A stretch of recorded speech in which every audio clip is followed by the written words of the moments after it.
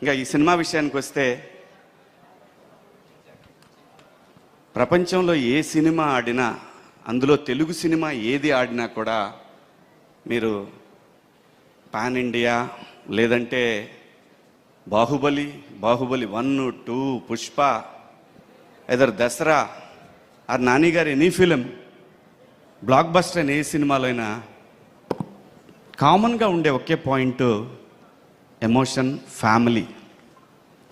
Family లేకుండా ఏ cinema block buster అవ్వలేదు ఇంతవరకు కూడా. ఎక్కడా కూడా ఫ్యామిలీ ఎమోషన్ లేకుండా ఏ సినిమా కూడా, రేర్గా అప్పుడప్పుడు జరుగుతూ ఉంటాయి. కానీ మీరు ఏ బ్లాక్ బస్టర్ సినిమా తీసుకున్నా ఒక ఫ్యామిలీ, ఆ ఫ్యామిలీ వెనకాల జరిగే కథ, ఆ డ్రామా మాత్రమే సినిమాని నడిపిస్తుందని బలంగా నేను చూసినంత వరకు నా అనుభవంలో నేను తెలుసుకున్నది అది. అలాగే ఈ సినిమాలో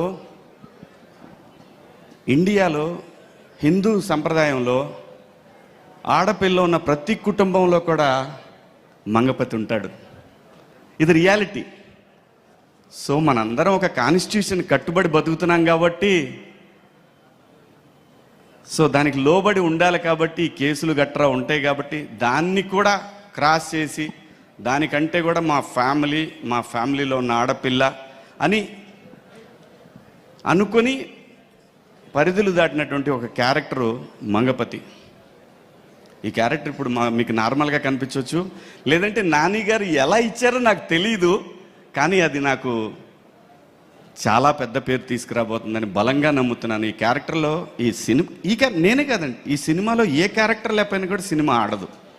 అంత అద్భుతంగా డిజైన్ చేశాడు డైరెక్టర్. అలాగే దాన్ని యాక్సెప్ట్ చేసిన నాని గారు